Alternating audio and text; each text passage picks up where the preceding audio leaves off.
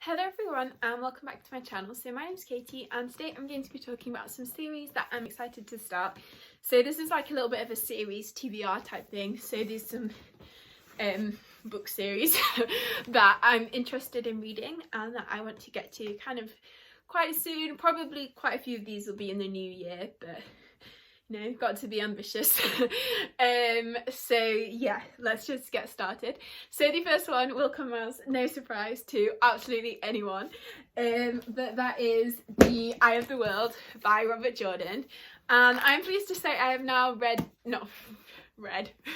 watched the first 3 episodes of the TV show, which I really enjoyed, and it's made me actually kind of excited to start actually reading it and like meeting all these characters and seeing how they are in the books. And I actually think, okay, this is not just self-defense, I'm quite happy I watched the show without having read the book, because then I feel like you get a fresh perspective on the show, like you're not attached to having it follow exactly what the books do and things. So yeah, I actually do quite like watching like the TV show or film before seeing it, before reading the book, yeah, because like that's what I did with The Expanse. I actually read the book because I really like the TV show, so, and I think that was a good way around to do it. So yeah, that's my defense for why I haven't read it yet. But yeah, I've even marked out the tabs of like each 100-page mark, so I'm motivated to get through it. So yeah, I'm looking forward to this one. Yeah, that's that one. I'm not going to talk about what it's about because probably everyone's been talking about the Wheel of Time recently, but yeah, and I don't even know fully what it's about, so yeah. Okay, then next we have Ancillary Justice by Anne Leckie, and then I think there's about 3 books in the series. So I know there's Ancillary Sword and Ancillary Mercy, and I actually don't really know what this one's about. I just know it's won like loads of awards. And I actually think the cover's really cool. So I'll just read out the description. So it says, on a remote icy planet, the soldier known as Breck is drawing closer to completing her quest.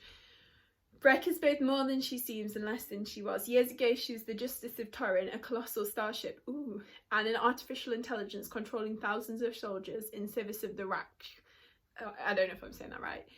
The empire that conquered the galaxy. Oh, that sounds so cool, like an AI in human body. I love that trope. An act of treachery has ripped her all away, leaving her with only one fragile human body, but that might just be enough to take revenge against those who destroyed her. Okay, so that sounds really good. So it sounds like a character who's out for revenge and also in a, like an AI in a human body, which sounds so cool. I just don't know if I've heard these are sapphic, but I might be making that up. But yeah, I'm really excited. There's a John Scalzi quote on the cover, which I really like his books, but I've only read one of his series, but I really enjoyed that, so that's promising. And yeah, this just sounds really fun, and it's like it's not exactly a classic, but I feel like it's a sci-fi staple almost, so I'm looking forward to reading this one. And then actually on the sci-fi theme, I really want to read Alex White's series. I think it's the first one's called The Big Ship at the End of the Universe. So I've owned this book on Kindle for a while, so I want to read it soon, and then its sequels, because I've heard it's almost like Becky Chambers vibes kind of, and I think it's like a found family like cruise spaceship. That's all I really know about it.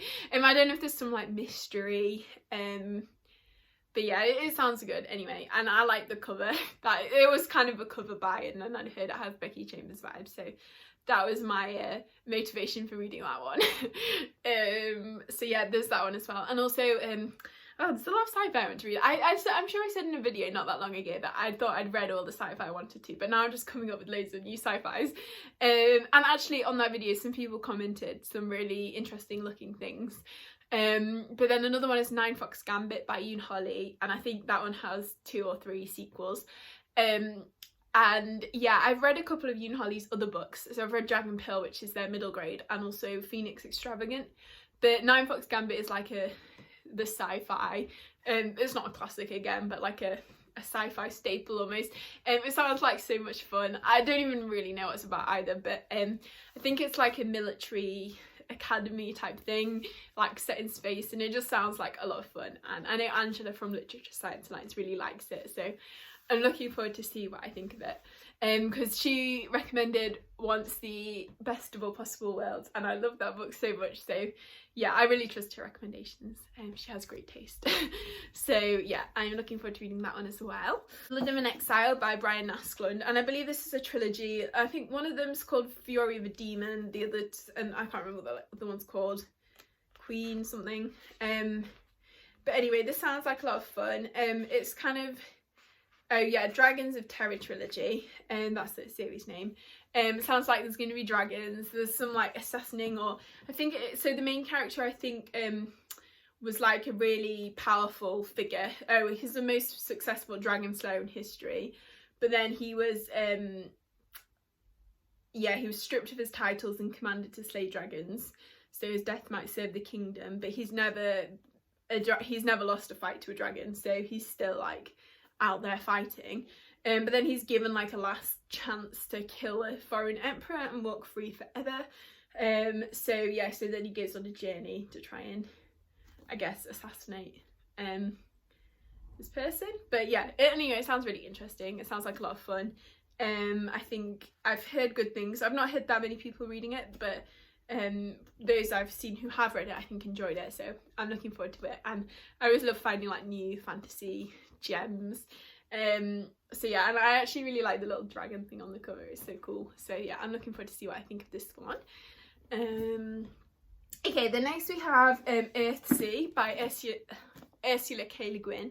So this one is, I started reading this many moons ago. I think just as I started my booktube channel actually, and I was meant to be buddy reading it with Nicole, which me and Nicole have never had a successful buddy read. But yeah, so I started it, but I didn't get very far into it. But I do want to eventually read it because yeah, like I said, again, it's like almost like a classic of the genre. And I think it has a Studio Ghibli adaptation actually, which I've never seen. But so this is actually, this little collection I have here is actually the first 4 books. So I've split them up there, and they look quite small, but actually it's quite like a dense book. So I think each, was it? Yeah, they're about 100, 200 pages each. So the whole thing is like, yeah, nearly 700 pages, which that does not look like a 700 page book. Like The Eye of the World is also about 700 pages and is like double the size. That's crazy. So yeah, it's deceptively small looking, but it must be like Bible pages. Yeah. But anyway, I'm looking forward to reading this one. I think it's kind of like a goat herd on the island of Gaunt, and he comes by strange powers over nature. He's then sent to the school of wizards, where he learns the true way of magic and proves himself a powerful magician. So yeah, it sounds like the classic sort of little farm boy gets taken in by a powerful mage and becomes the chosen one. But I think it's like a classic trope, and that's a classic trope for a reason. So I'm looking forward to seeing that. I will eventually get through this. Yeah, so that's that one. The City of Lies, which is a Poison War novel, and the sequel is like The Hollow Empire or something, which I love the covers, they're so pretty, and I've heard really good things about this. I think it's like really fun, like chaotic sort of gay fantasy, which is definitely my speed. And I think in this one we're essentially following 2 siblings, one of whom is like a poison taster, and can like detect poisons and withstand poisons and things. And then his sister does something, and then basically the like chancellor of the city succumbs to an unknown poison, so then they have to try and investigate what's happening. That's what I've gathered from the synopsis, which sounds really cool. There's a Robin Hobb quote on the cover which I love, and she says something about the first line will make you want to read it. So I was 7 years old the first time my uncle poisoned me, so sounds dramatic. So I'm looking forward to this. I really like books which deal with poisons, because I feel like poisons in a way are sort of medicinal. I don't know, it just gives me like those kind of vibes. So I like the whole like herb lore and poisons, and I just think it's very interesting. I think like, yeah, it's like, it's not really pharmacology, but it's that kind of thing. It's interesting. So yeah, I'm looking forward to reading this one. the series. And then also we have Black Queen's Beating by Alex London. So the only person I really heard talk about this is Maddie from Book Browsing Blog, but she really loves this series and it sounds like a lot of fun. I think it's a trilogy, and yeah, so I'm not 100% sure what it's about. I know it's queer, I think. So basically birds of prey are very revered, and there's these falconers who call them to their fists. So one of the characters is striving to be a great falconer while their sister is rejecting the ancient gifts and wishes to be free of falconry. But a war is coming to their home in the 6 villages and no bird or falconer will be safe. So together the twins must journey into the treacherous mountains to trap the ghost eagle. This actually sounds really good. Like, it sounds like a sibling, like twins. I love those kind of vibes. And the City of Lies as well sounds like that. I love good like sibling relationships in fiction. So I'm really excited to see that in this book. And yeah, the cover is really cool. So yeah. The only thing that slightly annoys me about this book is just it's slightly bigger than a normal paperback. So I'll have to find a place for it in my shelves. Hopefully if I like it and then get books 2 and 3, it will then look okay because there'll be like 3 of them all the same size. So here's hoping I enjoy it, and I think it will be really fun. It sounds cool and I like all the birdie themes. So yeah, there's that one. And then the last book on this like the last book on this like series TBR is the Traitor Barry Cormoran, and that whole, I don't know what the series is called, the Masquerade, I think it's the Masquerade. And I have actually read the Traitor Barry before, but I didn't really like it that much, and I think part of that was because I read it on audio and I think I just couldn't, the writing style and stuff, I just couldn't concentrate on the audiobook. Like, it just didn't make sense to me.